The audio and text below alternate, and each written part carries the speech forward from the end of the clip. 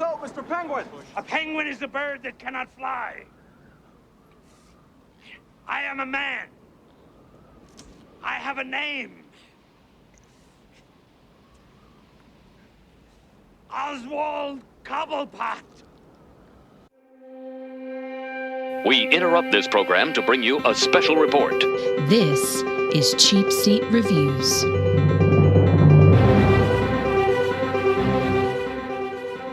Awkward even before bat nipples. Yeah. It's not a Danny DeVihicle, is that what you're saying?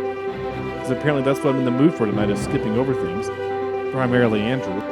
Saved by kitty litter, but I was like 7, so I was like, saved by kitty litter.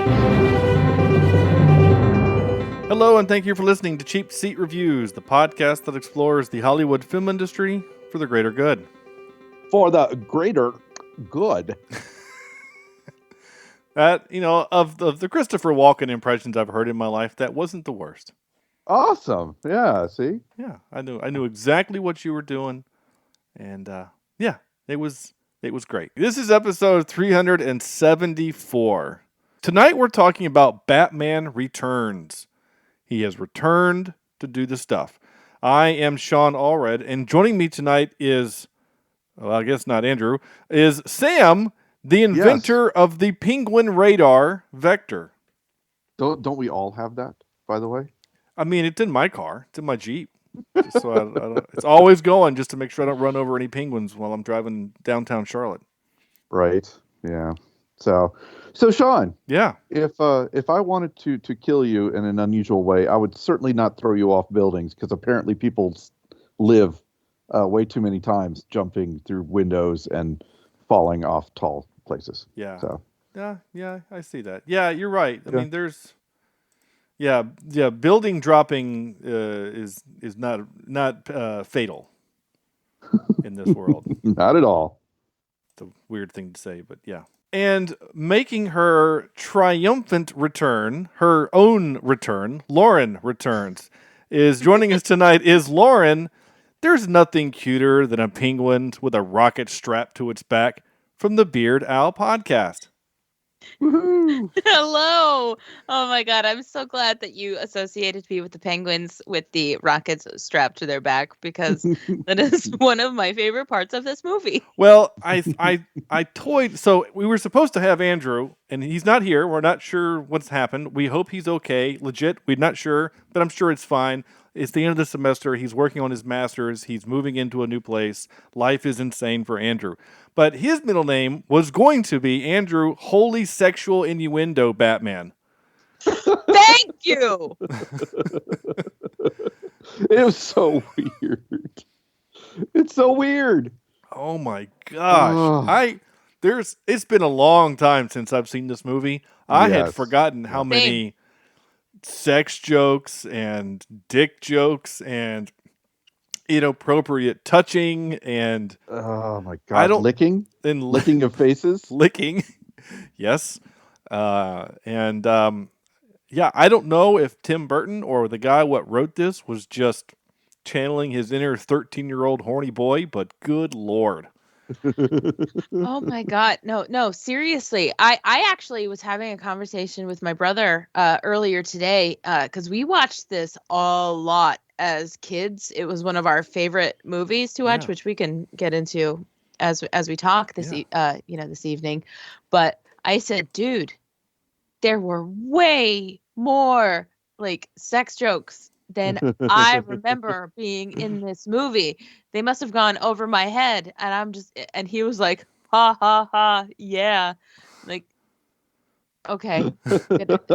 Did I just miss it? Like with the the glitz and glam and the Gothamness of the whole thing? I don't know. Yeah, it's yeah. So yeah, we'll talk about it more, I think, but I completely I'm trying to think. The last time I sat and probably watched this movie intentionally was, I don't know, it's been 20 years easily. It's probably been since college, I think, maybe high school. I can't think of a time that I've sat and watched it anytime recently. What about either one of you? It's been a while for me. It might even be in '90s the last time I saw this thing. They don't show it a lot on TV. So Well, not now. Yeah, they certainly. It felt like they did a lot a long time ago, but you're not wrong. It does feel like. I mean, this does kind of feel like Saturday afternoon, WGN kind of movie, right? Right. Yeah. I feel like the last time I saw it was probably last year around Christmas time. I think it came on one of the like the weird TV channels in the middle of the day, just like you were saying. It was just like on in the middle of the day. I didn't catch the whole thing, and it was just on in the background, so I didn't really sit and watch it. It was just like, oh, I know this. This is okay, and I just kind of left it on and let it go. Mm-hmm. But last night, in advance of this, was the first time I probably sat down and intentionally watched it in very similarly at least 20 years. Yeah. So it was something. Right. It was something. Yeah. Okay. So I'm trying to wrap my head around what to do now because frankly, as you were talking, Lauren, Andrew texted me and said, "Holy crap, I forgot it was Wednesday." So Let him swoop in. he'll be Yeah, here. I'll swoop in. He'll be here in a minute, so I'll let him give a chance to kind of sort himself out because he literally just said, "I just walked in the door." So we're gonna give him a chance to go in. And no, I'm not editing any of this shit out. So we're just gonna kind of chat here for a second before we As do the you read. shouldn't. Oh gosh, no, this is great. In fact, he's still gonna This get is gold. his. Oh yeah, he's gonna get his middle name by God because I wrote it. Yeah. And it's worthy, I think, of mentioning again. So this is part 2 of our not Christmas movie month that we're doing all December long, and I was probably the most excited about this one for 2 reasons. One, because it's Batman, and I like talking about Batman, and we've already done the first Batman, so it was kind of neat that we got to do another one. And second, this is probably the weirdest of the 4 that we're doing, and right, I think that's kind of fair to say. And I thought this one's probably going to give us the most to talk about, just because one, I think it's very beloved. And I think we're going to piss some people off tonight. I'm not going to lie. I think we are. Oh, dear Oh God. no, you think so? Uh-oh. I do, because we've already gotten at least one Twitter comment that this is their favorite Tim Burton movie, or it's like their favorite Batman or whatever. Something Oh my tells God. me they haven't watched it in a while. That's all I got to say. No, okay.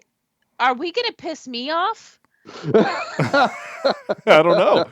Is I that don't know. is that what's happening? I don't know. Because I mean, I don't care if it's like weird or terrible in its way. This is and will forever be the Batman movie that holds the dearest place in my heart Okay. for a variety of reasons. So don't crap on it too hard. Well, oh God. I'll just okay. That's okay. It's all right. No. I do want to preface it with this. Again, I'm not trying to spare your feelings. If it's a bad movie, it's a bad movie, and we're going to talk about it. But like, No, but here's the thing. I'm not saying it's a good movie. I'm saying I like this movie. I'm not saying it's a good movie. right, and I think that's the distinction that we need to make here. Is because when people love a thing, sometimes they have a hard time acknowledging its flaws. Right. So, like Sam loves Jurassic Park. It's Sam's favorite movie of all time. And even Sam can admit that the Unix system is stupid. Like, that scene is bad. But in an otherwise perfect film, it doesn't really matter. Does that make sense? Like, so all I'm saying is that if you unabashedly, is that a right word? Love this movie, that's fine. And I'm not saying I'm here to completely tear down the movie. I'm just saying that this movie's got some problems. It absolutely does. And I mean, while Yeah. we're waiting, I don't know if I'm gonna like preemptively derail any talking points, but oh my God, sidebar, I've had a tickle in my throat the entire day. So You're fine. Just down it with some liquids. Yeah. Just shotgun that beer. You're good. She is drinking a beer tonight. This is Lauren from the Beard Owl podcast. She does have a lovely beer there she's going to consume.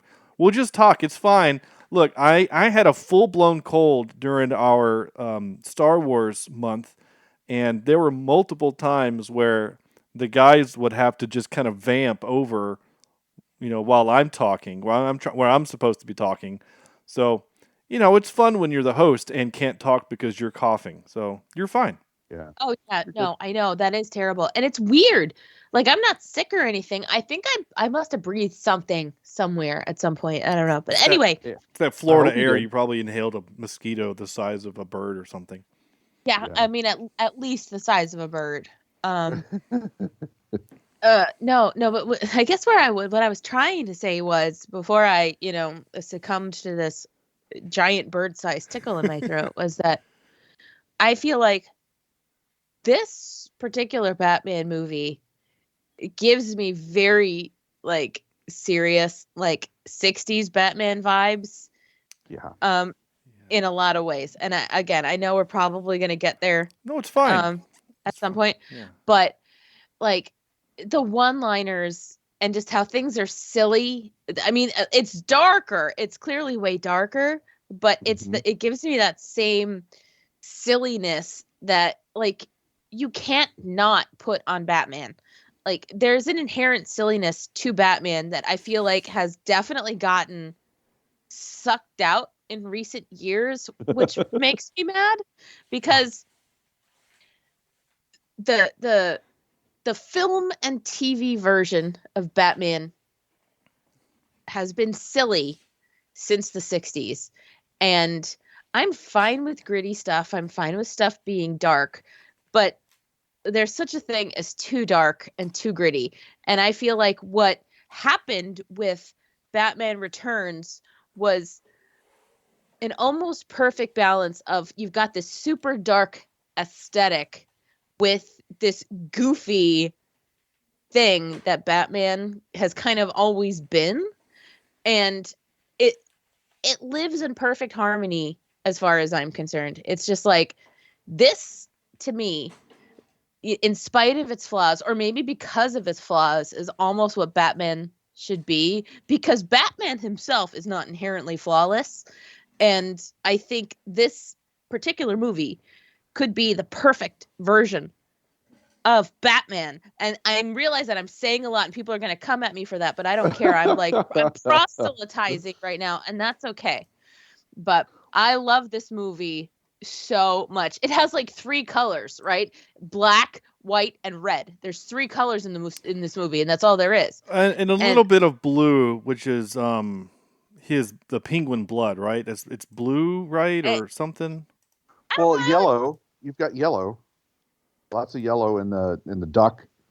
And there's yellow in the duck. Yeah. Yeah.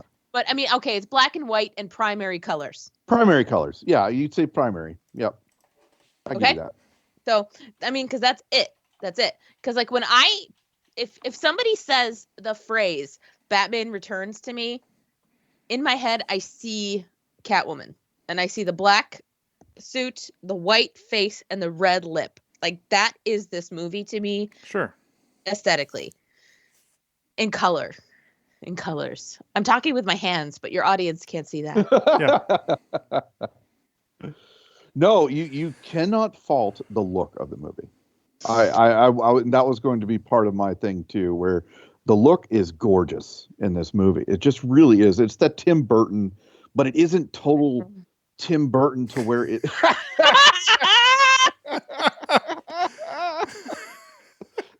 Okay, I gotta explain before we keep going. So Andrew has just joined us wearing a Batman mask. Oh my gosh. Guys, what's up? Oh hey, my man. gosh. Yeah, so I totally forgot what day of the week it was. And I had not looked at my text at all. I picked up my phone. We've already started the show. Cool. All right. I'm here. Yeah. So Andrew, joining us tonight is Andrew, holy sexual innuendo Batman, Jimison. Yeah. I tried that whole mistletoe thing. How'd it go? Totally true. Yeah? It kills you Yeah. when you eat it?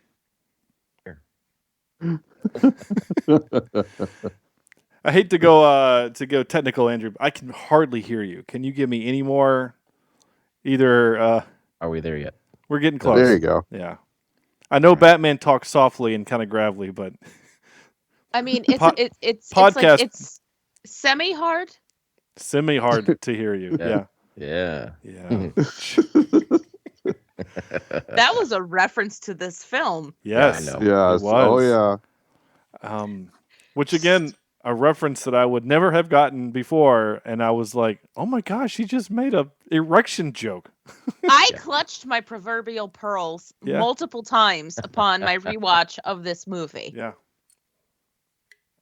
I mean, I'm just gonna ask, being a woman that you are, did it weird you out to hear Danny DeVito say, that's the pussy I'm looking for"? No, Oh because my gosh. no, not at all. And I will tell you why. Because I watch a lot of It's Always Sunny in Philadelphia, so nothing coming out of Danny DeVito's mouth is going to throw me for a loop ever. All he needed was some rum ham. Rum ham! That's my toe knife. That's my toe knife. I love that show. I do too. It's one of my absolute favorite shows, and I just want to be clean, and it's the best show. Anyway, no, that line coming out of Danny DeVito's mouth did not throw me for a loop. Again, because seeing it in the context of this full film and knowing the kind of joke they were trying to make, it felt very much like a pushy galore kind of joke. And I got it in that sense. Like, she's literally a cat. Like, how are you not going to make a pussy joke? Like, if you didn't, like, shame on you. I would make a pussy joke. No, again, the joke isn't certainly misappropriated. It just caught me off guard. Me too. Yeah. Me Just too. because it's just. Well, it's part of the issues with this movie is this an adult comic book movie, or is this a kid comic book movie? Can I throw in my 5-word review here? Because I think it fits. Well, we haven't gotten there yet, but Oh, you haven't? we haven't done any of No, these. no, yeah, we just kind of. Oh, you're just fiddle farting. We've been vamping. That's nice. Yeah. Oh, Yeah. or vamping. That's what the professionals call it. I say fiddle fart. Fiddle fart sounds fine too. I mean, I guess Sam, if you want to go ahead and do your 5-word, or how do you Sure, want to do this? I've got two. And the first one is, why does this seem weird?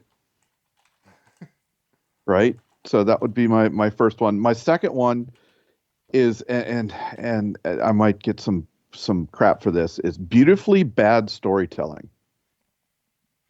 Okay. And I just felt that, especially the Catwoman storytelling, didn't feel earned. Yes, she was thrown out a window. Yes, the cats licked her face and brought her back to life and all that sort of stuff. But her whole why she hated Batman felt really forced. I agree. Yeah. Really forced. And it just, I don't know if I just expect more out of my comic book movies and the stories nowadays that we're getting, especially from Marvel. But it just felt like Batman was neutered in this one. It felt like he wasn't the same strength and wasn't the same a hero that he was in the first Batman movie. And I didn't quite enjoy that he was having a hard time fighting some of these things. Not to mention, he's fighting the insane clown posse that wasn't the Joker's, and is having trouble with them. And it just seemed really strange to me that they're even able to break into the Batmobile was seemingly easy. That it took me out of it this time around. And I think that's where I have the problem, where, is this a rated R, going after adults, having the innuendos, having the fun adult humor type movie, or is this going after the kids to sell toys and to, show kind of a fun comic book movie? And I think Burton did it right in the first one, and I think he kind of fell short in this one. All right. Yeah. Yeah, I will. The one thing I'll say about the henchmen that he fights, it didn't feel like he had a hard time with them because all of them felt. See, to me, they all felt like one punch bad guys. He punches one guy and they go down. He punches another guy. He just, like one guy shows up, he throws him, he Wilhelm screams, he's gone. Right? Yeah. Like I don't know. The problem is that like in the first Batman, there was a sub boss, right? And in that case, it was that real big, strong black man that he had to fight in the tower, and that Batman got his butt kicked, right? Yeah. Because fighting the Joker is not a challenge, because it's all about the mental game with the Joker. Whereas in this movie, the sub boss is the Catwoman. Like, who's the sub boss, right? Because there's no fight. I mean, the fight against the Penguin takes 3 seconds. I'm still not sure why the Penguin died. And Max Schreck is kind of more of the villain than anyone else in the movie. I mean, I know that the Penguin was going to kill every child in the city, but Max Schreck was willing to poison everyone with his toxic waste too, so he kind of sucks as well. So, well, and I think the whole Penguin character was just oddly directed, because we had the Joker in the first movie, and it felt like the Penguin was a sillier Joker in this. It just didn't feel like he was his own villain. It felt like a mirror version, a copycat of what what's his name? Jack did in the first one. All right. I think he probably had his own take on it personally. I think it was different. It was too much. Different. He was very over the top, but everything in this movie is over the top, right? I mean, everything. It's a comic book movie. It's a 90s comic book movie, right? I mean, they're all over the top. I mean, the parts that that made my wife laugh, because she hasn't seen this probably since high school, was all of the Michael Keaton poses that he would do. So, like at the beginning of the movie, when the bat signal is reflected off the mirrors into his living room, like he's such a trope of himself that he's a brooding teenager, right? He's gonna sit. I'm just gonna sit in my room in the dark, and hopefully someone calls me. And then when the light comes in, he stands up and he puffs out his chest and he looks into the light, all hero like he did that 2 or 3 times where he just stands there. It's just it was fine. Lauren, you all right? You... I'm good. I'm good. I'm just taking this all in. I'm letting your you face have is getting red. I mean, it's we're. I live in Florida. Oh, okay. That I would makes sense, say then. it's more of a rosé. Oh, thank you. Thank you. Lauren, do you want to do your 5-word review? Absolutely. My 5-word review for this is "The villains are not villains." Okay. And here's the thing. Especially on my extremely recent rewatch of this movie, I appreciated the setup of how the Penguin became the Penguin and how Catwoman became Catwoman. And they literally did nothing wrong. Okay? Like, the Penguin was a deformed child that his parents carelessly discarded, and then had all this horrible stuff happen to him.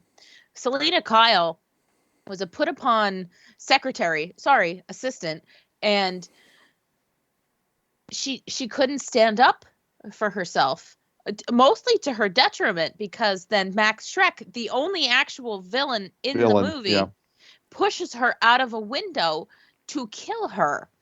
And then the one thing that was good to her that in her life was her cat, because her mom was always crapping on her. She couldn't, her boyfriends were just like dicks to her, based on these voicemail messages. The only thing that she had was her cat and her animals, and that's what saved her after Max Schreck killed her. And then her first act after the whole frantic episode of becoming Catwoman, her first act was to save a woman from being assaulted by a man.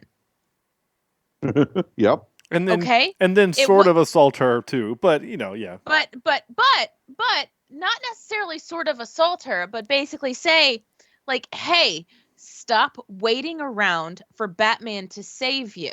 Yeah. Yeah. Like, stand up for yourself, save yourself. Basically, like, telling this woman, like, I helped you this time.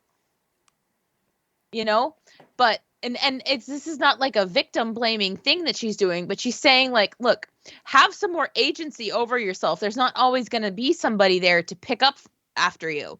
Like, have the ability to do that for yourself. And then the Penguin, again, he was a baby dumped in the sewer. Like, and then like, what happened? How did he learn how to read and write? Like, seriously, did they teach him how to read and write in the supposed, like, freak show that he went into? I don't know. So both of them have reasons for being Off. Yeah. right? They both have reasons. And so I don't think either of these villains is actually a villain. I think if they had, maybe gone to an asylum better than Arkham, that they would be, there would be something, they wouldn't have gone down this road. But I understand why they are the way they are. They're not like just villains that are like, oh, like whatever, I felt in this most recent rewatch, I felt sympathetic for both of them, and I understood both the Penguin and Catwoman, that I was like, I couldn't, like, when I watched this as a kid, I was like, oh, the Penguin's bad, but like now I was like, oh, Oswald. Yeah. Well, and you're very, very right in the fact that as I was watching it too, I thought, I'm not really sure why they hate Batman, other than the script told them to hate him, because it's, and that's why I was upset with the story. Yeah. Because it makes no sense. It doesn't make any sense why these two all of a sudden want to off Batman. Yeah, they give me a better story. Give me a reason. That's all I ask. Give me a reason why, Batman throws Catwoman off the building, right? But there's still no real reason why they're fighting to begin with. Well, remember, if I remember right. Batman is figuring out that the Penguin is not who he thinks he is, right? He's like, oh, this guy was with the circus, and they've done some stuff, and so he's obviously not mayor material, right? So Batman is doing the detective stuff that Batman is known for in his original form of Detective Comics, as detecting things.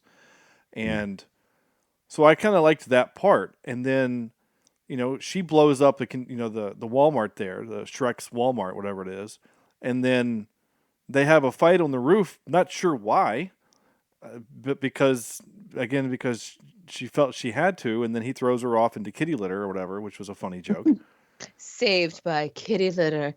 I love that line. And honestly, upon this rewatch, that was just a sexual tension fight. That's all that was. Yeah. Oh, absolutely.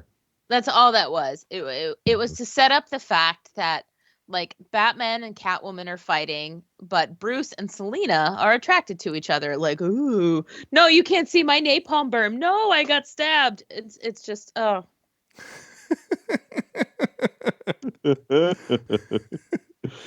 It's so weird. It's just weird. It reminds me of Tim Burton at his worst in terms of how sometimes he tells stories. And sometimes he does this where he forces the visuals and he forces the ambiance onto the film, where if he would have been able to do a story in the right way, he could have done a lot better. Now, not to derail too much, but to that point, did you all know that this was being made at the same time as Nightmare Before Christmas? I knew it came out the next year. Yeah, I knew it was around that time. Production was literally occurring simultaneously. So Tim Burton was on the set of Batman Returns, and he had somebody else directing Nightmare Before Christmas. Harry Selick. Yeah. I think is what it is. Yeah, exactly. Henry and Selick. So, like, I get why I having that context, right? Because Tim Burton was stretched so thin. I get why some of this can seem like contrived and flimsy in that way, because it's like this one guy was doing so much, and like seriously, Nightmare Before Christmas came out so great. So it's like I will forgive some plot holes in Batman Returns, in lieu of Batman Nightmare Before Christmas rather. So like whatever, but like there's that context there. It's like the production was literally happening simultaneously. Well, so if you're listening to this, you should go back and listen to our first Batman. We talk a little bit more about some of the successes and failures of that movie. And one of the biggest failures of that movie, because Tim Burton is on record saying that the first Batman is both his greatest success and failure as a director, because when he wanted to do that movie, he didn't have the backing of a studio. Eventually Warner Brothers would sign on, but studios were leery of a superhero movie because we just had, 10 years earlier, Superman. So why do we want another comic book movie?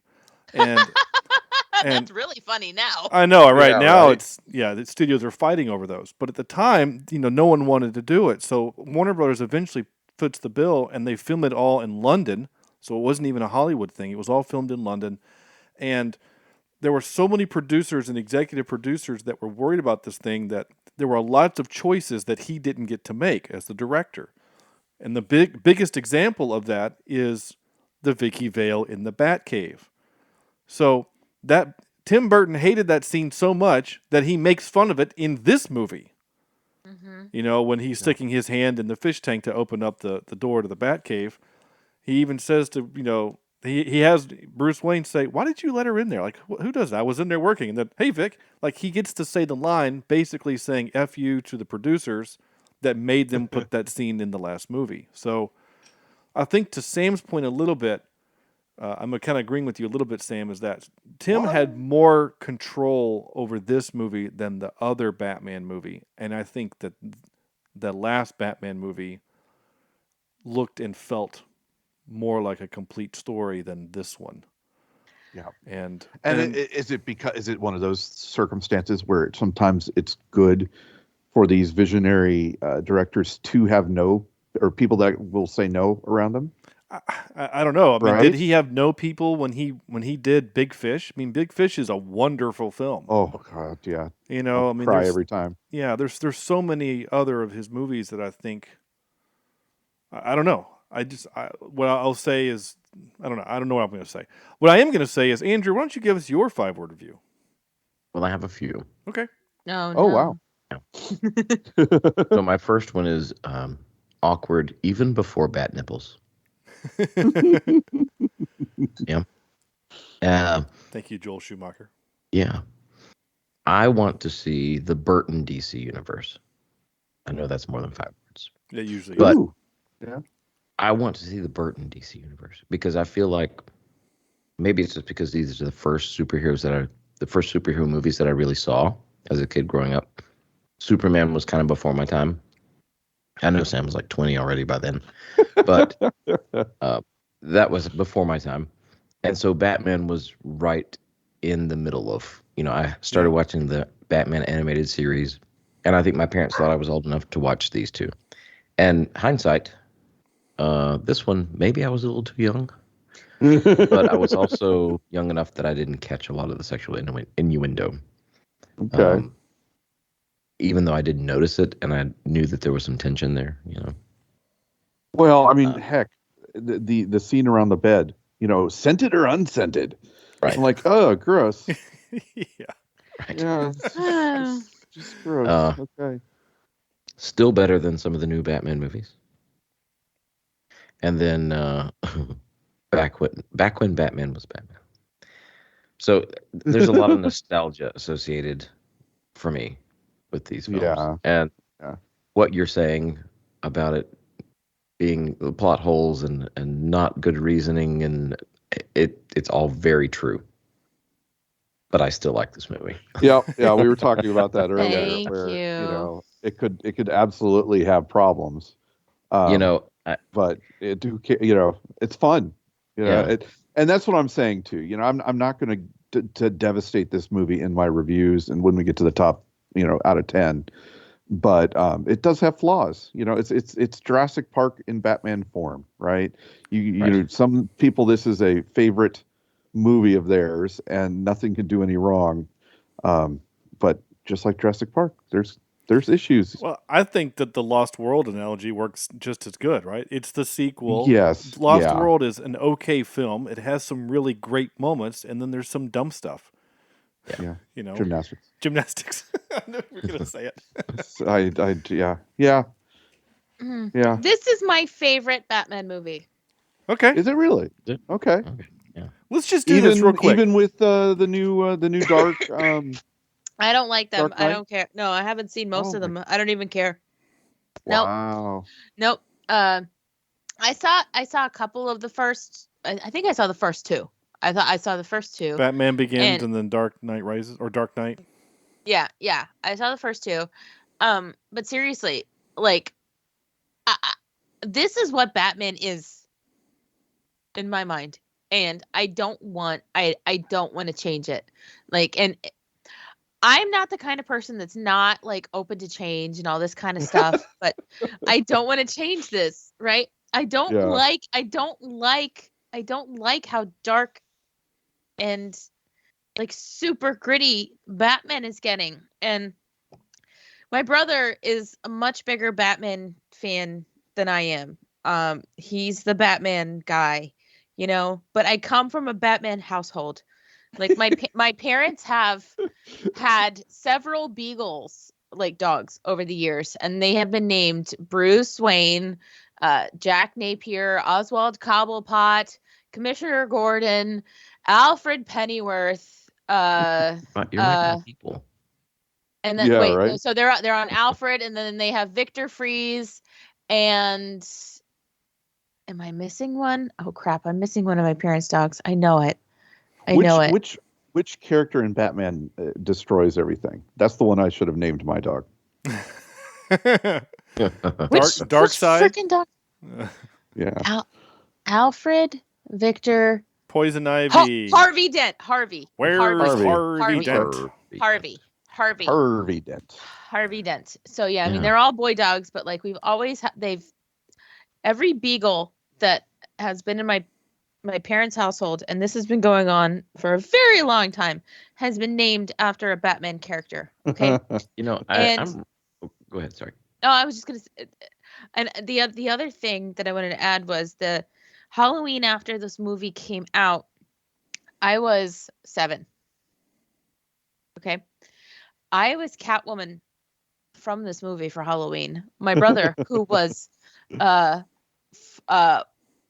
almost 5, was Batman, and our dad was the Penguin. Nice. So the height ratios were way off, and our mom made all the costumes. And I remember like the whole entire kitchen floor, her trying to make this freaking penguin cape.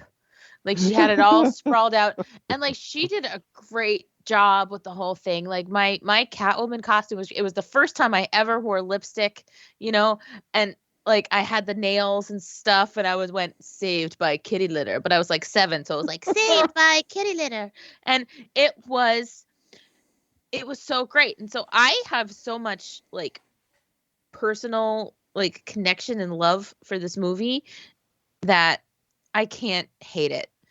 I'm open to the fact that it's flawed. Okay. Yeah. Like, cause it absolutely is flawed, because I fell in love with it when I was 7. And I am no longer 7, but I don't care. Like, I still love it for everything that it is. So anyway, this is my favorite Batman movie. And the first Batman movie, I know you all talked about it. I read the novelization of the first Batman movie at the beach in New Jersey, and that was the worst book I ever read. So, Well, you know, I'm right there with you with when Bruce Wayne. I remember because I was in 5th grade when the Val Kilmer Batman came out, right? Mm-hmm. The 3rd installment, and I remember even in 5th grade thinking to myself, why would they change Michael Keaton? Why he is Batman. I was devastated that they had changed the actor. And then my mom was like, well, there's a new director too. And I'm like, well, I don't know what that means. Because I'm like, whatever age of fifth grader is. 11. 10, 11, somewhere in there. Yeah. And so I was like, oh, well, okay. I guess we'll do this now. And then it just got worse. But Well, yeah, it progressively sillier. It's like everyone took an extra step towards that silly path. yeah, And I like don't hate the silly. Like, I don't hate it. Yeah. But I think Tim Burton did the silly the best because it was silly but still dark. Dark. Right. Like, Yeah. as they Yep. switched directors, the silly got amped up, and so did the color. And it's like, I would have been okay with the silly getting amped up if it still stayed like that cold, weird Tim Burton color that things Yeah. usually are. I don't think we would have been as like offended by, quote unquote, offended by the amplification of the silly if visually it had still been cold. Like a comic, like the comic books we expected. Yeah. This is going to be so. In '95 is when the Val Kilmer Batman came out. So I'm trying to think. I was 13. That math work? Yeah, I was 13. So for a long time, that was my favorite Batman. I actually liked it a lot because it was the perfect age for me, right? Like, Yeah. I liked Jim Carrey. I liked his ridiculousness in the movie. I liked the little details of the bad guys have Thompson machine guns with neon lights on the drums that hold the bullets. Like, I mean, that's so impractical, but it was fun. And I also liked that the movie started off with this huge action scene. They're stealing a safe, and there's a lot going on. Like, that movie amped up the action. It turned it really into an action movie, a lot, I think. Though I haven't seen that movie in a long time, so it probably has not aged well. No. Yeah. No, I don't remember much about it. I don't know if there's a whole lot of sexual innuendos or anything like that. But I also kind of had a crush on Nicole Kidman in that movie. Yeah. But I also remember getting mad at the movie because it felt like that it treated as if the other two previous movies didn't exist. Because I remember there's a line where Val Kilmer says, "Alfred, I've never felt this way about a woman before." And I'm like, what about the last two movies where you had girlfriends? Like, Right. like you've shown both of them your identity. So, like, yeah. Anyway, I used to think back about him showing his identity so much, and I was like, God, sooner or later, everybody's gonna know. well, that's the joke that they do in that How It Should Have Ended cartoon series where Superman and Batman are sitting at the table at the end of each one. They're talking with the characters, and he always wants to joke about this. Do you want to know my secret identity? Anyway, so I have a couple 5-word reviews here. I don't usually do more than one, but I did. My first one was, I want Batman driving sim. Okay. So Yeah. not only are his henchmen good at hacking the Batmobile with a wireless thingy, and they took that thing apart and then put it back together, and it felt like all they needed was the little remote on it or remote at the something, bottom. Right? Whatever. Yeah. It's fine. But they also built him like one of those machines that you sit outside a Harris Teeter where you can put a quarter in and it goes back and forth. But it had the Batman logo. I mean, it was a full thing. It was kind of cool. It was adorable. Yeah, is what it was. Yeah. It was precious. It was cool. I liked it. I want a little Oswald Cobblepot, like, for my pocket. Like, he's just so cute. But he'll eat your cats. Yeah. I don't have any cats. I have dogs that would eat him. Okay. Or he'll bite your nose or whatever he'll do. Yeah. No. See, this is I will take a mean little penguin man any day. My other one is Batman movie with little Batman. And by little, I mean there's not a lot, not like he's short. but it doesn't feel like Batman is in this movie very much. Imagine if there's a little Batman. I was gonna say anybody would have Little write that. baby. Like, hello, I'm little Batman. Somebody write it right now. Little Batman. It just doesn't feel like there's a lot of Batman in this movie. I don't know why. No. It feels like he's Bruce Wayne more than Batman. Well, that's because he can't move in his outfit. He can't Yeah. turn his head in that bat outfit. Yeah. I'm raising my hand like I do in school, because here's my opinion on this. Michael Keaton is the best Bruce Wayne out of anybody that has ever played I would Batman. have to agree with that one. Michael 100%. Keaton is not the best Batman. And so the fact that he's Bruce Wayne more than he's Batman in this movie speaks to the strength of the fact that he's a really good Bruce Wayne and like it, all right, he's Batman, kind of Batman. So I'm going to take some heat probably from at least two of you on this one. Lauren, I know specifically, is I actually think Ben Affleck is a good Bruce Wayne. Oh, you can eat all sorts of dicks. I didn't say Yeah. I didn't say I Batman. agree. I think he plays rich, arrogant, snotty guy really well in that Zack Snyder thing.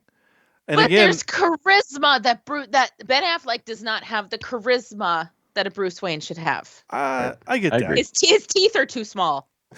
That's a strange thing to say, but okay. No, Um, I will say, I'll go a step further and say, Put the I think, hat back on.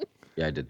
I think that that Michael Keaton is the best Bruce Wayne, but I think that Affleck is the best Batman. That's fair. That's fair. I'll take that. I'll take Yeah. that. I liked his Batman, and honestly, it's weird that we none of us has even mentioned Christian Bale. We Nope. started to do this, and then we got sidetracked on our own thing. So Lauren said that this is her favorite Batman. I know, Sam, The Dark Knight is your favorite Batman. Absolutely. Yep. Andrew, what is yours? Is it the first Is it Batman? Yeah, Yeah, It's Batman. the original. It's the Uh, Joker. Batman 90, not the original. You're talking Batman 66. The Oh original. no! I'm sorry. Well, I kind of don't count that one because it's like It cartoony. counts. It counts. It's cartoony. know, So I is know. this one. So is Batman Returns. It's cartoony. It's a different kind of cartoon. It's like Adult Swim. But the 1966 one is like, Cartoon Network. But or maybe Boomerang. That's better. But I just there's something about the 89 Tim Burton Batman that I fell in love with the Batmobile, like the Bat plane. Everything about it was very majestic to me. So then you falling in love with the Batmobile as it appeared in the first Batman film. How did you feel when it became very thin and narrow? It kind of hurt. Because I was just like, I was watching it yesterday and I was like, I forgot what happened at that point in the movie when he was trying to go between the buildings and the Batmobile. And I was like, penis. Yeah. Thank you. I thought the same thing. I actually had growing up. I mean, okay, this is something I have to admit. I had A penis. probably every. Oh. Well, just in case you guys didn't know, like it was a discovery that I came across it. I just found it. No, but I had probably every Batman toy imaginable, and Yeah. I had like these huge Batman like cutout cardboard life size, cutouts from movie stores or whatever. And I was a huge Batman nerd. But I had the car from this movie that you could put your action figure in it, and you drive the car, and you could push a button, and the sides would shoot off, and then you just had this little penis mobile. That you could drive around. Penis mobile. I, It's like ambiguously gay duo. I did like the bit though when he's like he knows where he's going, right? So like it feels like he built the vehicle for this alley only, right? Because it fits. the only one that size. Yeah, because it fits perfectly, right? And of course the cops suck, right? In this movie, the cops are terrible. Always. They all crash and explode and whatever. But I do like the bit when he flips the button and nothing happens, and he's like, oh, getting a little worried here. You know, like I kind of liked the little bit of the joke there, and then of course it works. I don't know, that kind of made me smile a little bit. I enjoyed that. And it has to go to the aesthetic of Tim Burton that we all still see this as the Batman car, right? In terms of if you're going to collect a Batman car, this car is what is the first thing in a lot of people's mind. Well, I don't know. If you're going to do the collectible, I know a lot of people like the 60s Batman car because it's a convertible and it feels like a car that you could actually drive on the street. There is actually a 60s version of the Batmobile that somebody in Atlantic Beach, Florida. So it's like a town over from me. It's I go over the bridge to go to the beach. They have, and so I'll just see that kind of parked on the street in front of one of the beach bars like every once in a while. And I was like, oh shit, It's the Batmobile. And the first time I saw it, I took a picture of it, and then I saw it like a dozen more times after that, and I was like, oh, this is not a novelty. Apparently, this is just somebody's car. It's their daily driver. That's great. Yeah. I just drive the Batmobile around. It's fine. Yeah, it's got like the red and stuff on it. It's pretty cool. Yeah. Back to your statement about Keaton not being a great Batman. Do you think that he was just not a great Batman because he was limited by what he could do in the suit? Absolutely. Yeah. I mean, with if the you technology of today. Yeah. If you can't turn your head. Yeah. Well, they make a big deal about it in the Dark Knight movie where he says, I want to be able to turn my head. They have to change the armor up a little bit. I also think there's a little bit that I guess it feels like in the first Batman, it feels like most of what he's able to do to defeat the bad guys is due to technology. Right? He uses the suit is sword proof and bulletproof, and he's able to just kind of withstand the blows and then punch a couple guys out. But it never feels like he could actually beat up anyone. Like Christian Bale got into a really good shape. I didn't answer my own question, by the way. My favorite of the Batman universe actually is Batman Begins. I really like that one.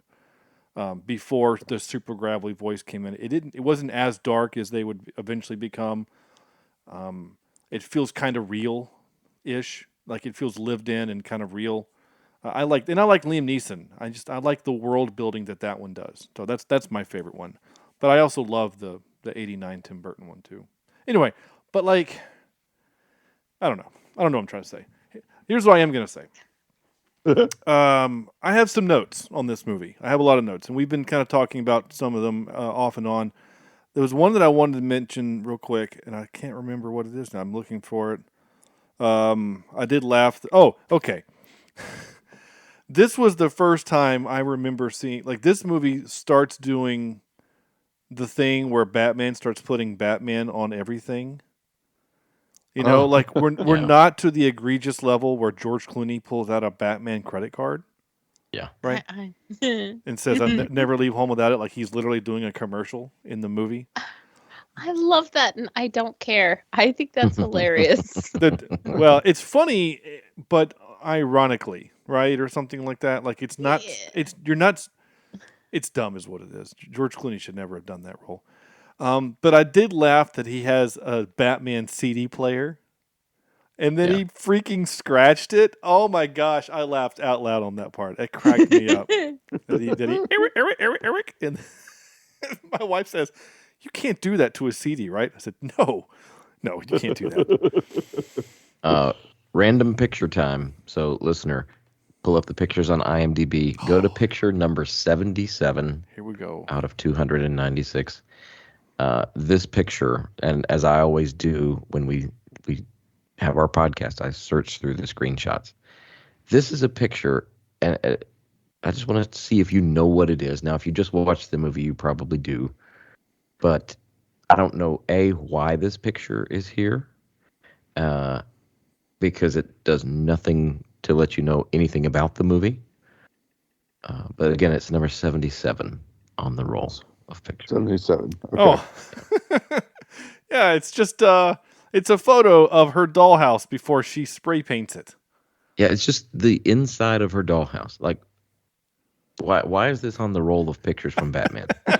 There's nothing to do with the movie other than the fact that for a split second we see it before she spray paints it, and that's it. I think it establishes the fact that Selena Kyle was a light and innocent character before she was pushed out the window by her boss and became Catwoman. This is well, her whole I'm just being kind of silly, but also half serious when I say that. her whole apartment was just an explosion of pink, right? Like, as soon Yes, as, and then her spray painting it black was like the symbolic shift, right? Oh yeah, And stuff. And there is absolutely no logic into how she made that extremely well-fitting cat suit out of one faux leather jacket. Like, Yeah. that doesn't make sense to me. But I will suspend my disbelief whatever. because also she's- she's a zombie Catwoman. She has some mad sewing skills. I mean, those are marketable skills that she could bring into the marketplace. so my She wife can't really match her thread to her. No, but she's fabric. supposed to be a little crazy. I think that the suit reflects the madness. My wife did laugh when she's lying on the ground snow. Selena Kyle, not my wife, and the cats are like all over her, and they start like gnawing on her fingers. And my wife says, "Cats wouldn't do that." And I looked at her and I said, "Are you kidding?"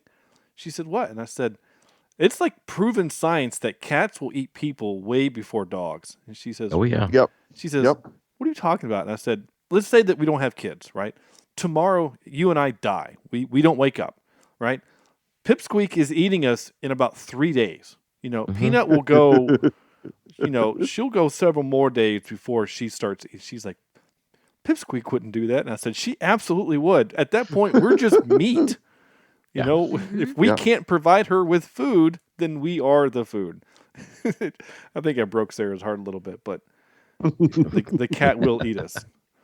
As much as we love the Batmobile from this, the Penguin Duckmobile, I've never understood. Now, I'm not saying I don't like it, but I've never understood why he associated with the duck. Like it's this Duckmobile. Why the hell not? And it has a I know, V8 in it. That thing was. First of all, he's a small child who was dumped into a sewer by his parents. Was he a baby or was he like a toddler? If he was a toddler, maybe the rubber duck was the last thing that he had. Let's He show me that enjoyed in the from movie. childhood. Yeah, hanging on his little cage. was have that a rubber duck. Have a mobile of ducks, whatever. But let's not bypass the fact that his dad was Pee Wee Herman. So That's let's true. Yeah. let's not skip over Who that. was also providing a voice in The Nightmare Before Christmas at the exact same time. Who was he in that? Yeah. Who did he voice? He was one of the he was in it. One of Paul the trick or Rubens was in treaters. it. Wasn't he one of the trick or treater kids or something? Yes, he was. Okay. Because the role that Paul Rubens had in the movie is the role that Weird Al played in the live stage version that occurred over this Halloween season. Oh, that's amazing. All right.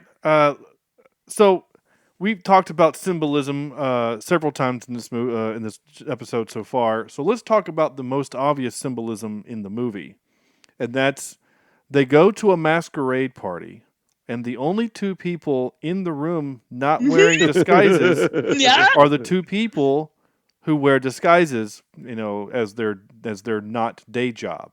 And so the movie is trying to tell us, one, those are expensive actors and we want to see their faces. But more importantly, I think, is that it kind of shows that the costumes that they wear are their true selves and that the mask that they have to put on is the Bruce Wayne, Selena Kyle masks. Yeah. Mm-hmm.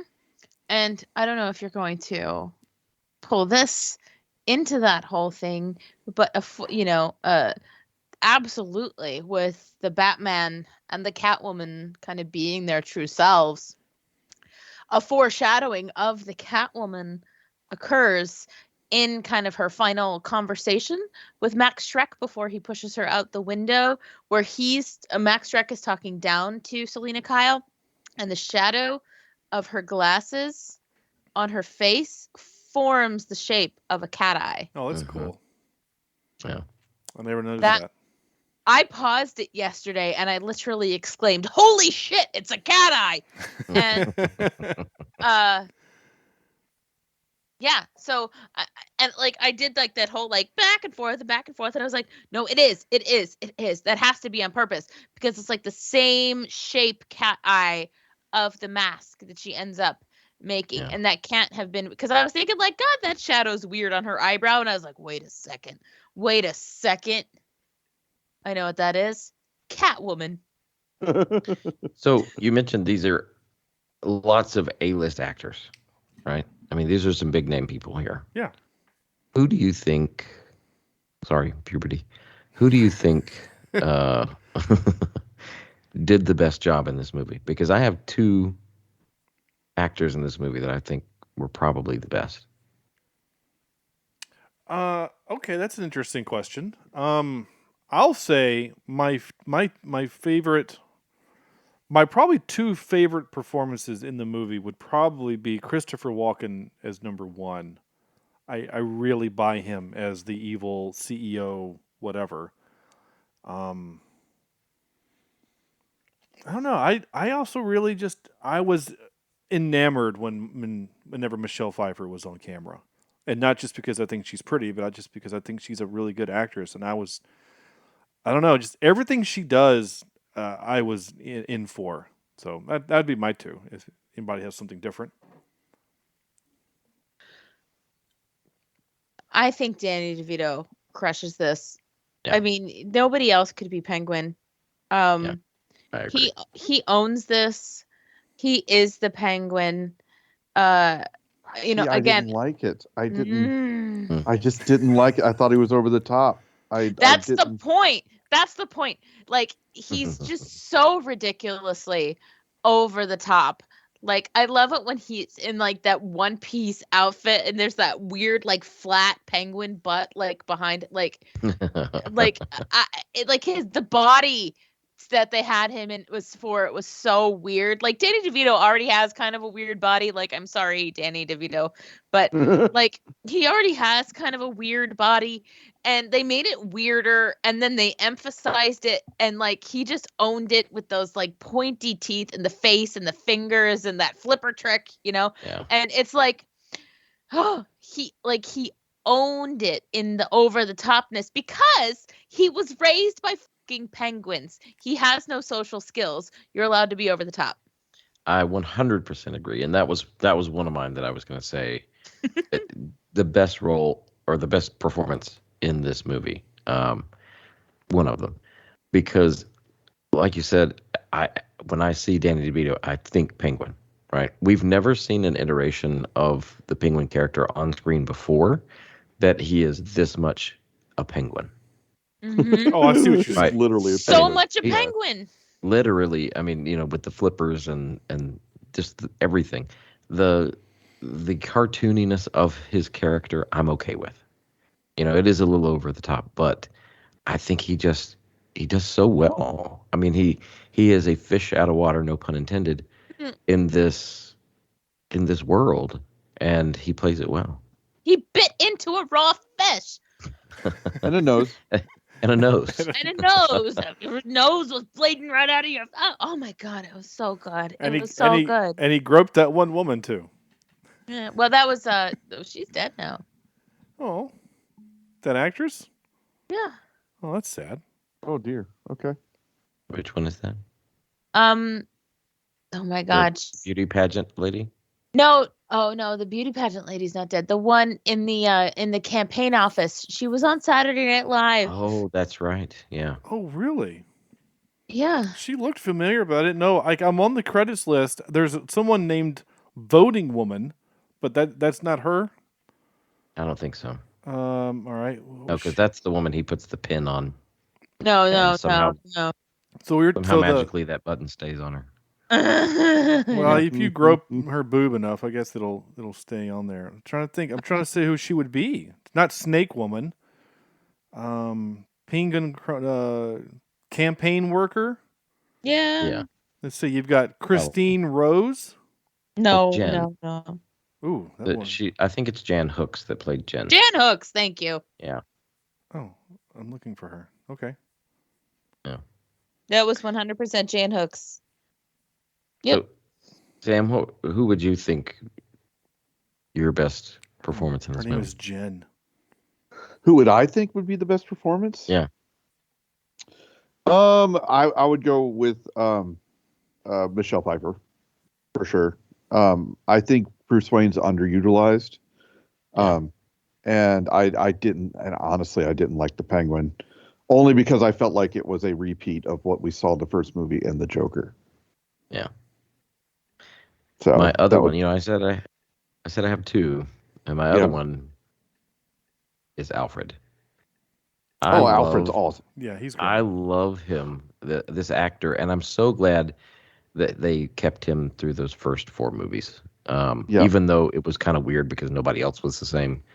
I felt like he was the best Alfred. Wasn't Commissioner Gordon the same? Well, that's true. I think Commissioner Gordon stayed the same. Yeah. He was too. Yeah. Yeah. All right. Yeah. Cool. But those two for me. Okay. Cool. All right. Even better than my cocaine. My cocaine. My cocaine. I don't know. Yeah, we learned. I mentioned this last week, Lauren, that if you're trying to say Michael Caine but with an accent, you just say my cocaine.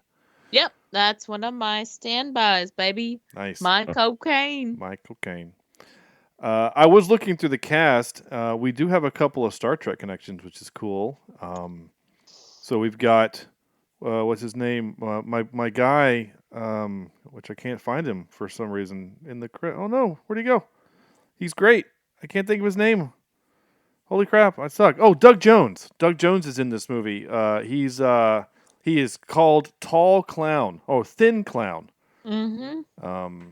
He's in the new Star Trek Discovery show, as well as the girl who I thought was the boob girl, but it's not. Boating Woman is uncredited. She is in Star Trek 6 and in Next Generation. For a handful of episodes. So we got a couple of them that I found off the top of my head there, or off the thing. I have a lot more notes, but I'm going to play some clips now because that's always fun. And I captured a few clips here and there. So we're going to do that, and then we'll keep going. All right, here we go. Here's some really good Christopher Walken. Your analysts are talking growth at 1% per annum. That's not growth. That's a mild swelling. Imagine a Gotham City of the future, lit up like a blanket of stars, but blinking on and off. Embarrassingly low on juice. Frankly, I cringe, Mr. Mayor.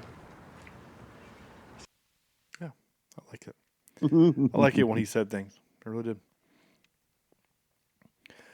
Okay, let's see. I did write this as I was looking at my notes, listening to the clip. One of my notes was all the women in this movie suck except for Selena Kyle.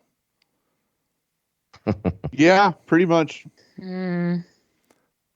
Yeah, as a woman, yeah.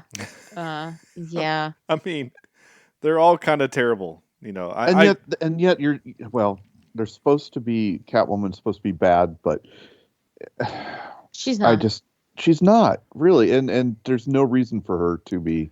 Well, I mean, she doesn't. I mean, to be fair, I mean, the only bad thing she does is to Max Schreck, right? I mean, even the two. But he deserves it, which is fine. Yeah, right. She does some property damage. But, she killed the primary villain in the film. Yeah. Okay, she did that, and the only other thing that she did, which wasn't necessarily bad, was she aligned with the Penguin for a bit for reasons that maybe she wasn't even sure of at the time, because again, she died.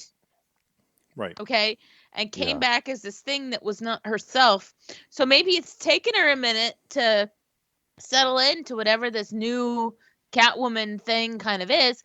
And, she didn't really hurt anybody. She didn't like the fact that the Penguin killed the boob girl. Yeah. And, she didn't really have like a bad thought. You know what I mean? Like, she didn't have a thought that I felt was like straight up like evil. Right. Right. I mean, Well, even and in today's Me Too environment, she's kind of a hero.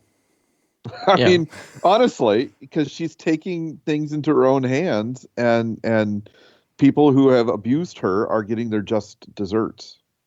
right. I mean, even And the I think though, if they would have added a little bit to the story of why maybe she was grouping up with the Penguin, not to just off Batman, but to off or figure out a way to weasel to get to Max, right? Or to get her back on that trajectory, I think would have helped clarify her reasoning why she's around the Penguin. Yeah, I mean, and that maybe might have been there beforehand and got cut in lieu of some more flashy penis car chase. Yeah, you don't. Who knows? one thing I will say also that's different, like the Tim Burton Batman does that none of the other Batmans do, is this Batman doesn't care about killing henchmen. Yeah, yeah. Like he sets 3 guys on fire in the first attack, and then he straps a time bomb, which is a cartoon, right? Sticks some Oh, yeah. dynamite with Yeah. a giant alarm clock on it, throws him down a thing, and he, explodes like it's napalm, whatever. And like, I mean, Batman kills some people in this movie, which is Yeah. And again, at the time we didn't care, but then when the Dark Knight series comes out, like it's a big deal. And I'll never forget when the trailer for Batman versus Superman came out and it showed Batman with a gun. People lost their shit. Did they forget the past? Yeah, they did. They did. They absolutely did. Well, I guess people thought of these movies as being a different timeline because in this version, the Joker kills his parents, whereas in the original, he didn't. So this is not the true Batman. Anyway, is how I think some people think. This is the true Batman. I'm just saying how people are. Okay, don't yell I at me. don't Yep. like those people. Those people probably don't like Weird Al either. Probably they don't. One last note I'm going to say here before I go to my next clip, which Lauren's going to really like, is I know it's a Batman movie, but these police are terrible. The fact that the mayor was attacked, and then the next time we see the mayor, there aren't 400 cops surrounding him, is a problem. Like the fact that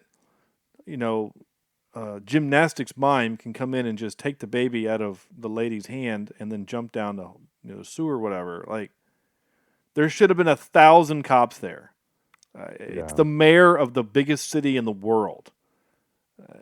Anyway, but it's fine. The city also felt very small in this movie. They only had like 2 sets. Yeah, Who would want to live there? yeah. I don't know. I mean, even if this was, even if this is the worst part of Gotham, it just felt really, really small and cramped. Yeah. And at least in the first one, we've got some of those great scenes of the balloons and it just felt bigger. It felt more epic. Yeah, And this one certainly felt smaller. Yeah, the Gotham City felt like the city square, which or Gotham Central or whatever they call it, because they made reference to it like 1,000 times. And then the zoo, the abandoned zoo. Like that's the only 2 places in this city, because we don't even know where Wayne Manor is in relationship to anything.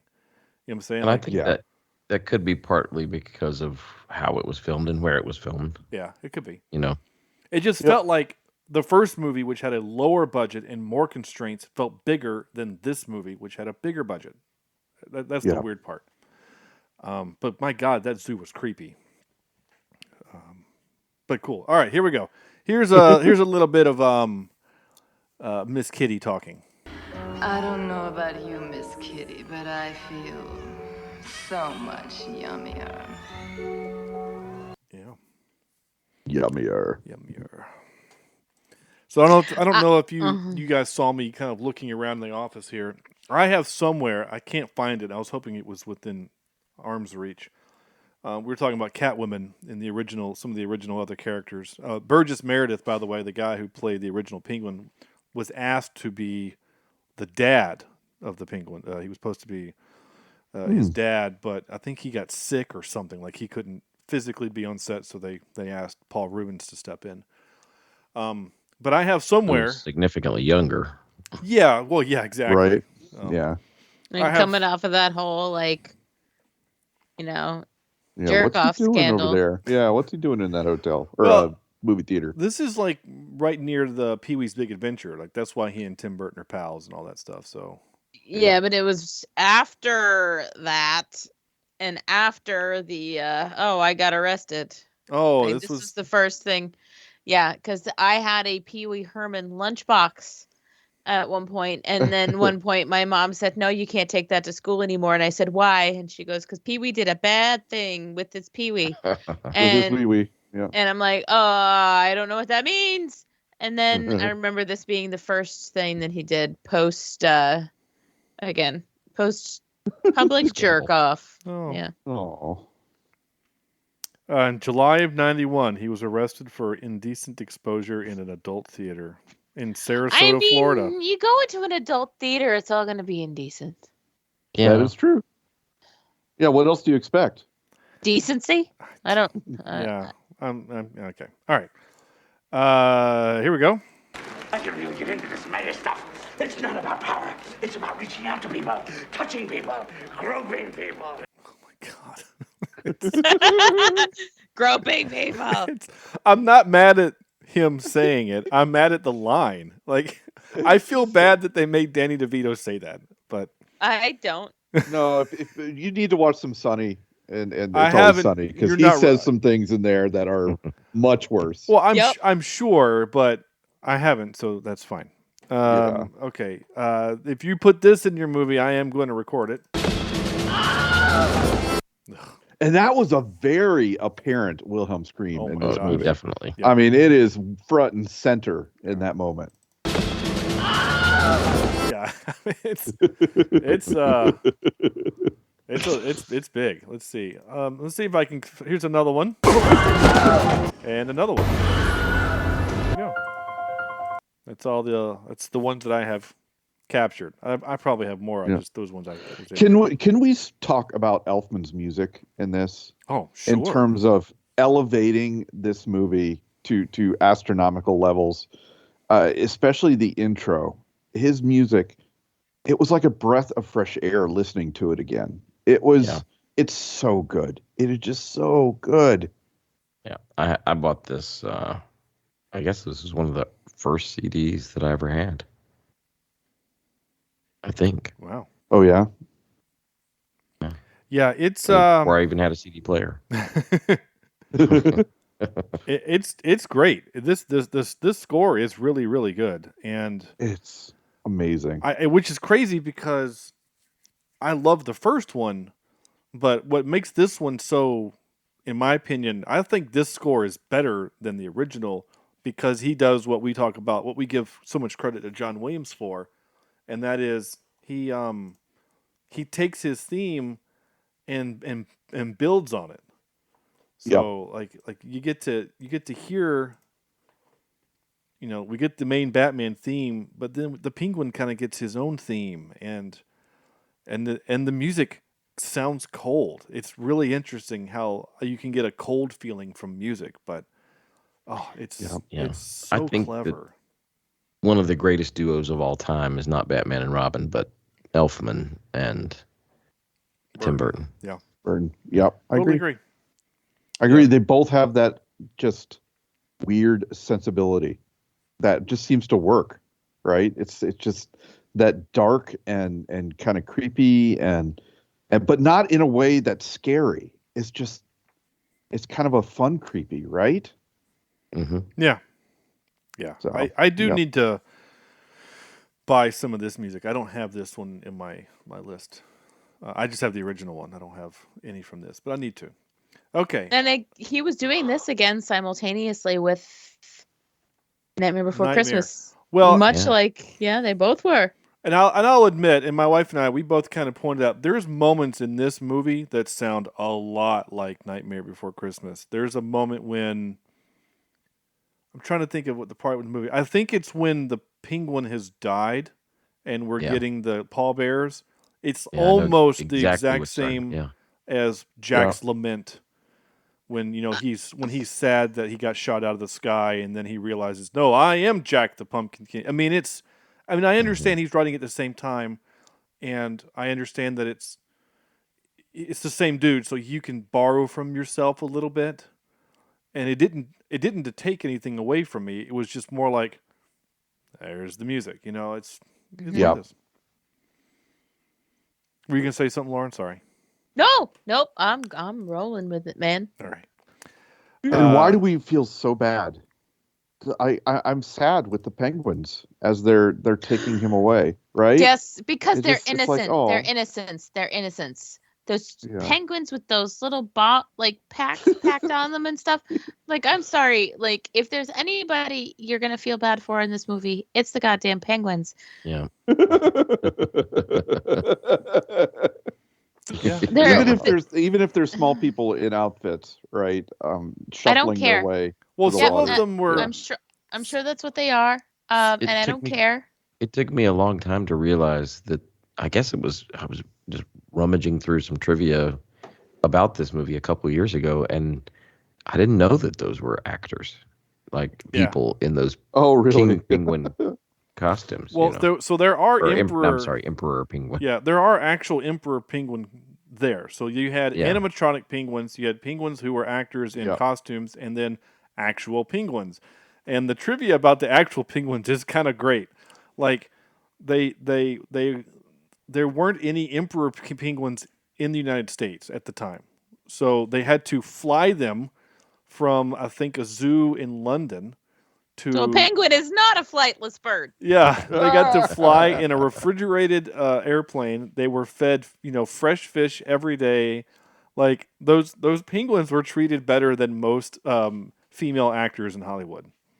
Mm-hmm. There. I went little social commentary for you there. I mistyped when I typed this clip. I don't know what this clip is because I misspelled. So "srung to mind" is what I wrote. No. Could you just make up a sonnet or something, a dirty limerick? One has just sprung to mind. Sprung to mind. I misspelled sprung. I like that part. I alluded to this earlier, but here you go. Who let Vicky Vale into the Batcave? I'm sitting there working, and I turn around. There she is. Oh, hi, Vic. Come on in. I love it. Okay. Time for this. And now for some more bad news. Ready? Okay, a little bit of trivia here. Again, this is the kind of movie that has so much freaking trivia. So I only captured a few pieces that I thought was interesting. Which I haven't done this part actually in a while. I did type a couple of tropes, which Sam alluded to earlier. I don't know if we were recording yet, but microphones equal feedback. Oh yeah, I hate that trope. That trope needs to die. But it's totally true. I mean, just tap your microphone. I'm going to tap my microphone right now. Oh, so audio guy, what does make that sound? So that is feedback. The sound is feedback. What would cause it is the only reason why it would ever happen is if the sound guy, as soon as the actor walks up, cranks the microphone to 100%. And then backs the microphone down when the actor starts. Like, that's the only reason why you would get feedback. So it could happen, but not because of the microphone. No. Just because of who's controlling it. Yes. Okay. So it's the sound person. Because I've always wondered. You've mentioned that many times that's a trope, and it doesn't really. It's not a thing, but it had to have happened at some point somewhere for them to make it. I think the only reason why it happens is because we have to let the audience know that there are microphones working. You know what I'm saying? Because you either do that or you have the actor walk up and, is this thing on? Yeah. Like, that's the only. Sorry if that blew up your ears when I did that, but like that's like why can't we just have someone just walk up and start talking? You're gonna hear their voice amplified through the speakers, like. The movie's going to tell you that the stuff is on. It drives me crazy. It even does it in Independence Day. When he's not using a microphone, he's using the little handheld. He's using the bullhorn, yeah, and it squawks. But it even does that, sort of. It's like a variation. Yeah, you're not wrong. It's almost like he's trying to do this. He's getting ready to do the heroic speech, but he flubs up the button push. Okay, here's some trivia. Danny DeVito remained in character between takes. Oh Lord, can you imagine? No. No, did he? That's what the Come trivia here, said. Grip. Yeah. What's on your face? Yeah, yeah. Like just Tim Burton just says, "Okay, now Danny, let's try it this way." All right. I don't know. That's fine. Oh, how was that? I don't know what that was. Yeah, that was close. That was close. It was tell. almost as good as your closer Christopher to a Jack Walken. Sparrow than a Danny DeVito. Warner Brothers had to constantly submit new Catwoman posters for various cities as many of the bus stop ads were being stolen. It got so bad that police officers had to patrol bus stops in order to catch perpetrators before they could break the plexiglass containers. The large-scale Catwoman bus ads are now worth a great deal of money. Wow. I like that one. Actually, that's it because I already talked about the other piece of trivia there. So that's it. That's our trivia. Time for this. Excuse me while I whip this out. All right, top 3. We decided to do Danny DeVito movies. Now, Twitter is on fire with their responses, mostly thanks to Lauren because she's way more popular than we are. So It's because I'm pretty. Well, that's very true. So Just fishing for compliments. Sorry. no, I just it made me it just made me think of that line from Spider-Man Far From Home when he says to MJ, "You look pretty," and she goes, "Therefore, I have value." Like, That's like that's what that reminded. You're like, I got Twitter people to follow me because I'm pretty. You know, it's like, and therefore you have value because you're pretty. Okay, Sam. Oh, okay. You want me to go first? All right. Right? I will. What's that? Right, you go first, don't you? Yeah, I think so. Okay. All right. I'm gonna say my number 3 film would be Eight Heads in a Duffel Bag.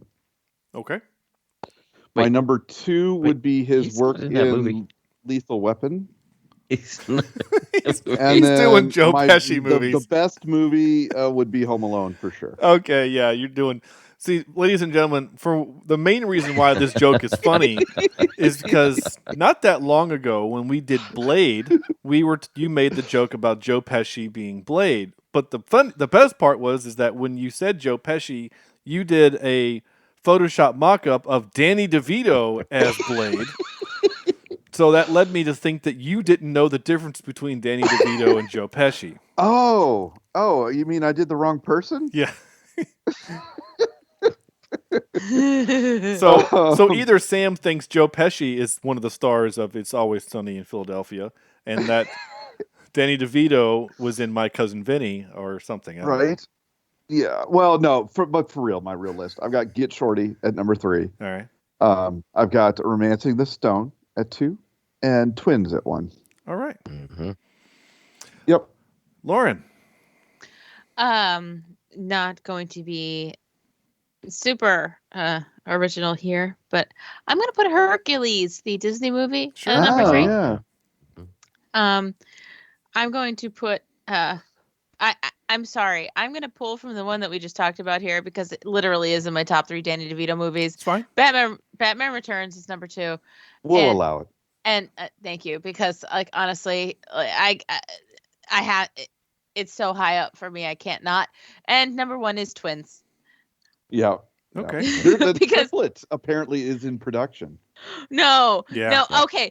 Like real quick, one time I was like flipping through the channels and the TV like synopsis of Twins was a bookish Adonis and a gnomish Hellion, and that was all it said.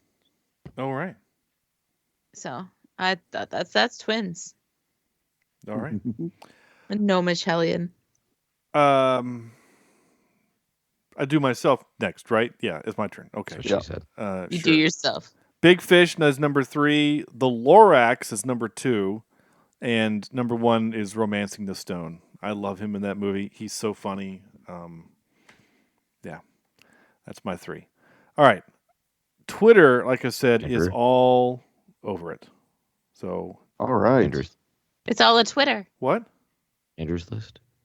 Andrew, you go after Twitter. Don't try to jump Twitter now. I'm not going to forget you. I've never gone after Twitter. You always go after Yeah. Twitter. You No, actually I yelled think at me because you said he goes before Twitter. no. Hold on. I've pretty been sure he doing this does. long enough Yeah. to know that Andrew goes Yeah. after Twitter because that's why I always forget. Because what happens is that you went and then I did Twitter. No, the reason I don't go before Twitter is because Twitter takes all the movies that are left over. Okay. And then my movies are always, Andrew, then you get to go next. Thank you. Sure. I have Mutiny. Yeah. I have number 3, Mars Attacks. Okay. Oh gosh. Number 2, I have Matilda. And number 1, I have Throw Mama from the Train. Sure. I love him in that one. So there we go. All right. Is it? Can I do Twitter now? Now you may do Twitter. Okay. Green Shirt, Cam from Green Shirt says, Romancing the Stone, Death to Smoochie, LA Confidential. Cam from Sudden But Inevitable Podcast says, One Flew Over the Cuckoo's Nest, Space Jam, and Hercules. David R. Carey. That's my daddy. Says, Twins, Batman Returns, and Throw Mama from the Train. Geek Peak, who we had on last week, Chris from Geek Peak, says, not a movie, but his favorite role is Frank in It's Always Sunny. Me too. Oh, yeah. I would put that above everything. It's Same. perfect. Absolutely perfect in that role. Mm-hmm. At MJ Smith 891 says, Big Fish, LA Confidential, Gattaca. Hey, MJ. He's obviously one of yours. Yeah. He was on my show like a couple weeks ago. Wait, he was in Gattaca? Is that what he said? Gattaca? Mm-hmm. I didn't remember him in Gattaca. Okay. Oh, I want to change one of mine. Oh, I forgot Okay. he was in that. I'm changing the Lorax for the Rainmaker. I forgot he was in the Rainmaker. I love that movie so Joe much. wasn't in Gattaca. I was worried that you were going to say Jumanji: The Next Level, and I haven't seen that one yet. Oh, well, you don't waste your time. I thought it was fun. Eh, I thought it was fun. It's not any good. Yeah, he's not in Gattaca. You're right. I just did a full search. He's not in it. But no, that's fine. Yeah. Neither is Joe Pesci. Yeah. Joe Fish. Santa Super Media Bros says this is my favorite Burton Batman film. Hey, Richie. And then from the middle from the middle pod, Hercules, Batman Returns, Matilda. And then Hey, dudes. Yeah, they're my dudes. Look, all my dudes showed up for me today. Nice. Wow. Yeah, that's awesome. Is that all of them? It's a lot. No one mentioned Big Fish. I mentioned Big Fish. Is a good one. I Well, Sean doesn't. Yeah, I wanted to. That's such an ensemble cast that it's like when I think of that movie, I don't think of him. Yeah, I so much. know. Yeah, I mean, he like Danny DeVito again. He is a side character in Romancing the Stone. It's not a Danny DeVito vehicle, but It's not a Danny DeVihicle. Is that what you're saying? yes, Danny DeVihicle. It's kind of There's the the same name of way the Mars there's the Attacks. name of the podcast there, Sean. Oh my God, There you go. Danny DeVihicle. You Like, got it. Shark Tank. Let's go. All right. I Oh, got you. I had a Shark Tank moment. This is completely derailing the show, but I had a Shark Tank moment today. I have this Roomba that I let loose in my classroom because the janitors don't do anything. And I thought, where is this industrial Roomba? Why do we not see these going around hospitals and Walmarts and Targets and, you know? Because people that would makes step sense. on them and break them. No. You don't do it while they're there. You know. They only go out at night. Because hospitals are known They're for like- being shut they're down at night. nocturnal. Robotic, vampires. Oh my Exactly. God. Yeah, you said like they only go out at night, and I was thinking like zombie Roomba, and then I was like, oh, you call it a Zumba, but that's already a thing. It's already a Yeah, thing, that's the thing. unfortunately. All right. I pick a random thing here and I click this.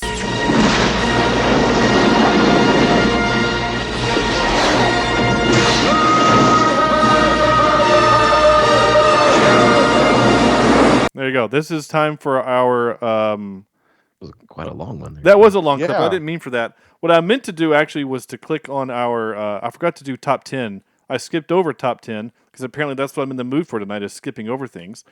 Primarily Andrew, and Twitter or He's whatever. used to it, though. I swear, like as I sit here, I feel like we always do Sam, guest, me, Twitter, Andrew, because you wanted. Ever since I got changed from being first, it's never been the same. It hasn't.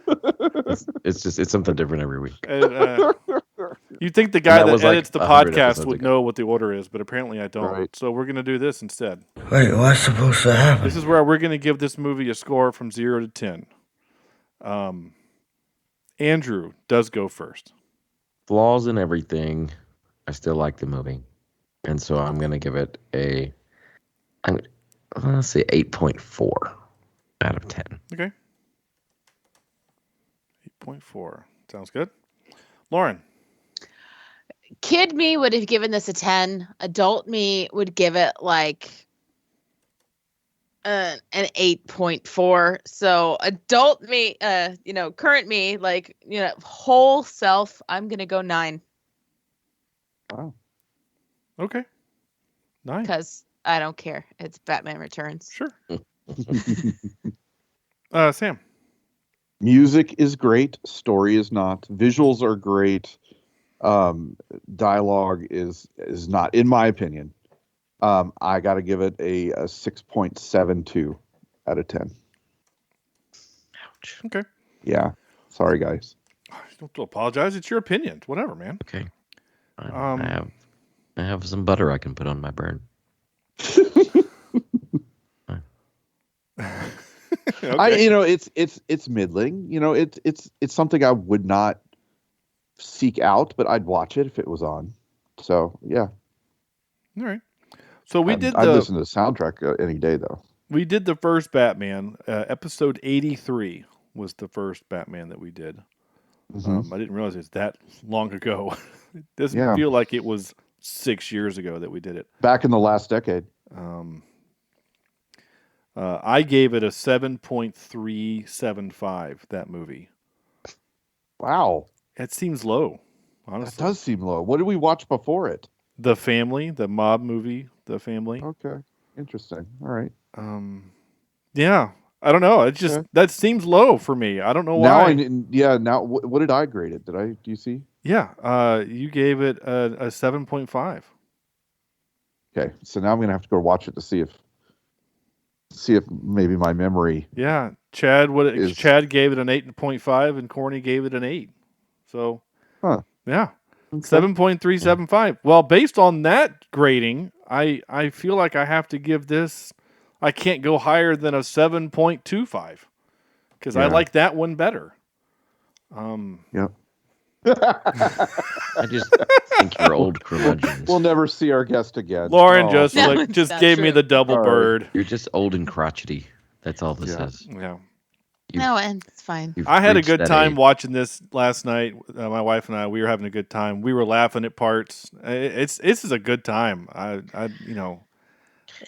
Here's the thing. Every time I've been on this show, and I say every time as if there's been more than 2 times, but the two times that I've been on the show, it's been movies that I grew up loving, that are part of like my childhood self that I can't hate. Okay? Right. Because they played such a part in, my family and who I am and like my relationship with my brother and like all this and the other. And it's like, I can't shit on this because it's so important to me. Sure. Right. So next time I come on, because I will come back. Sure. Let's not watch, something that is so entrenched like in my childhood. Yeah. So I can be more objective and less like I love this because my childhood. Yeah, no, that's very, very fair, and you're 100% right. We'll make sure to do that next time. We'll watch something that is whatever. Because you're right. Yeah, we had you on and we did UHF. And, I know, and I mean, how am I going to make fun of UHF? Like, come on, people. Right, exactly. Which is interesting because you gave that movie the same score you gave this movie. So yeah, exactly. Yeah, that tells you how much I like Batman Returns. yeah, that's true. You did. You gave it a 9. So, no, you gave it a 10. I'm sorry, you gave it a 10. I gave UHF a 9.1. Yeah, we'll definitely have you on for something less part of your world. Yeah, step outside of my oeuvre. Yeah. Ooh, that sounds uncomfortable. All right. The clip that I played earlier, which was the long the Masters of the Universe clip, this is the part where we play the quote game. I'm not reading that quote from last week. It's too damn long. So I'm just going to say last week's quote was from a movie. Go back and listen to last week's episode, listen to the quote, send in a message, and say, oh, I know what that insanely long quote is from. It's from such and such. I guess I should tell you, right? Let me tell you. Yeah, because I didn't know. Yeah. It was from Bridget Jones' Diary. That's why I didn't know. I've never seen it. I did. No idea. But we'll all know this one. So if you know this one and you're a listener, if you're listening because of Lauren, right, which I think a lot of you are, and you know this quote, which I think most of you will, shoot me a message on Twitter or Facebook or email cheapseatreviews@gmail.com. Just say, hey, this is the movie that quote is from, and send me your address, and I will mail you a sticker for free. Totally for free. You get a sticker, a Cheap Seat Review sticker. Lauren has these stickers. I do. They're on my laptop. Yeah, and I have one of her stickers right there that no one can see because it's an audio thing. This is the quote. That's not a knife. This is a knife. Or I guess it actually says that's not a knife. That's a knife because he's holding the thing. Jurassic Park. That's 100% right. The T-Rex says it. Yeah. So, Sean, I hope you're okay with this, but since I'm not. I'm really not. Since my vehicle is a lease, I can't have stickers on it, but I've been just wearing it on my own ass so that when I walk around. That's how you, just to let people know, this is how I feel about the show I'm a part of. Yeah. There you go. No, that's fair. That's fair. That's it. Oh my gosh. Do I have anything else that I possibly need to say other than, Lauren, tell people that listen to our show how they can find your show? Yes. Oh gosh. Well, since the last time I was here, I made an official website with an actual URL. So you can go to http://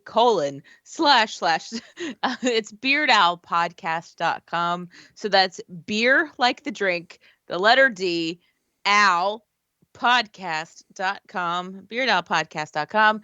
And you can find us everywhere from there. It's got links to all of our socials and all that stuff, and a fun little about us page about me and my brother, which I think is kind of cute. And keep looking at the website too, because Weird Al's got a tour coming up in 2022, and I'm gonna see it more than once. And I might put some recaps on there. Who knows? Oh, Very cool. Sorry. I just caught what you said. Weird Al has a tour. I thought you were going on tour for a minute, and I was like, that's kind of cool. Oh, well, I mean, I'm going to, from where I live to Pennsylvania. So I'm going from Florida to Pennsylvania to see Weird Al on tour. So technically, maybe I'm going on a small tour to see Weird Al. But man, if I had like the money and the time to do so, I would follow Weird Al on this tour like in a bus. I would just like follow his bus in my own little bus and just go and do it. But the fact that I'm going to go at least twice on this forthcoming tour, it's the unfortunate return of the ridiculously self-indulgent, ill-advised vanity tour. I'm very excited to see it because it's all the originals and like weird, like deep cuts that he doesn't do all the time in the big flashy like costume video shows that he usually does. And it's the best show for the tried and true Weird Al fan. So I'm going to recap as much of that as I can. And also, I know a lot of people who are going to see various shows on this, various stops on this tour. And I'm hoping to talk to people about their show experiences because every show will be its own unique thing.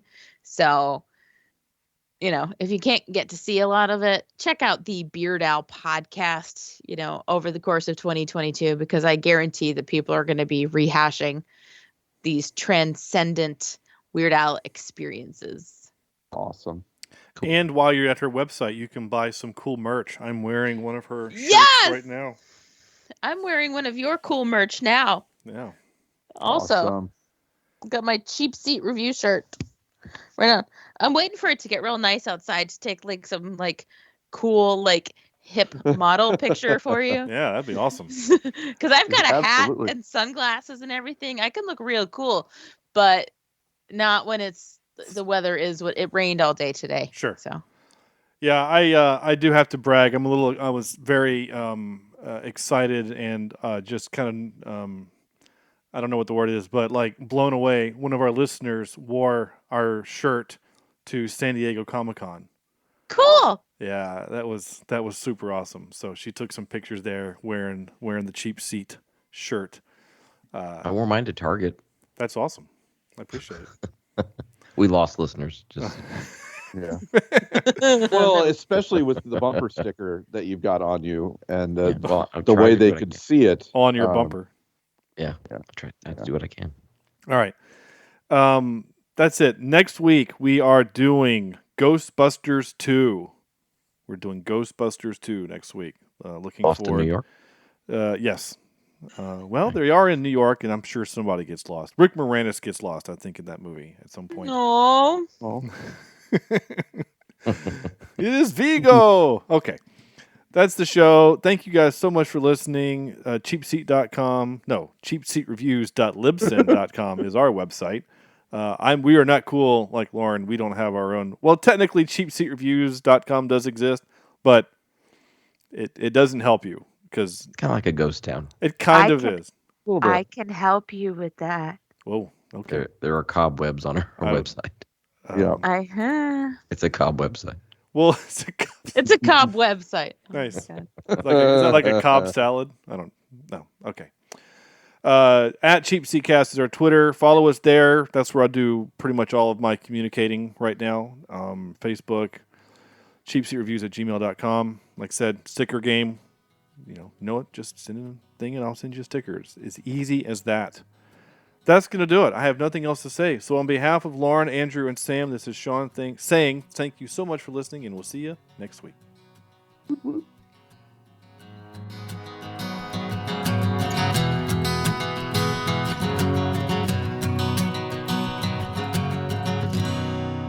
This is Cheap Seat Reviews.